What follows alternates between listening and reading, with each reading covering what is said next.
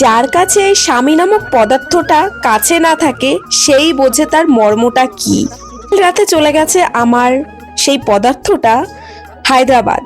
তো সারা রাত তো একা একা, মেয়ের সকালে স্কুল আছে, তবুও রাত্রেবেলা সমস্ত কাজ, অনেক কাজ এগিয়ে রেখেছিলাম যাতে তাড়াতাড়ি করে করতে পারি। কাছে থাকলে কিছু না করলেও একটা পাওয়ার, একটা এনার্জি থাকে আমার, যেটা হচ্ছে জানি যে কিছু হয়তো করতে না পারলে আমাকে হেল্প করবে।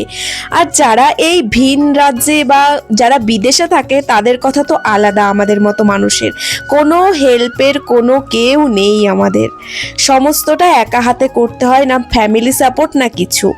দেখো মেয়েকে একবার উঠিয়েছি, মেয়ে আবার বলে ঘুম পাচ্ছে, আর এদিকে 9:30টায় আসবে গাড়ি, তারপর তো আবার উঠিয়ে ব্রাশ করিয়ে তারপর একটু উষ্ণ গরম জলে মধু দিয়ে আগেই গরম জলটা খাইয়ে দিলাম, কারণ গরম জল সকালে খাওয়া খুবই মানে স্বাস্থ্যের পক্ষে ভালো। আর মধুটা কিন্তু ওর একটু ঠান্ডা লেগেছে, তার জন্য এই শীতকালে কিন্তু প্রতিদিন একটু উষ্ণ গরম জলে একটু মধু দিয়ে দিচ্ছি।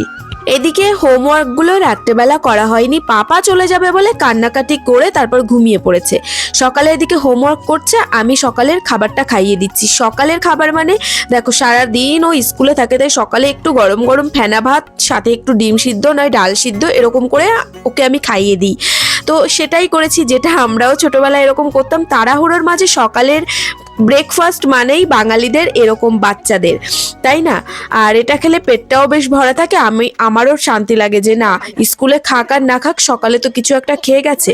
তো দেখো এদিকে গাড়ি এসে দাঁড়িয়েছে, আর এদিকে আমি ওকে রেডি করিয়ে দিচ্ছি, আর টিফিনটাও দিয়ে দিলাম।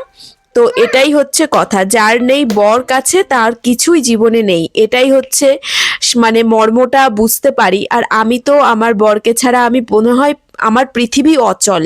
সকালে আমার 9:30টার গল্প এই পর্যন্তই।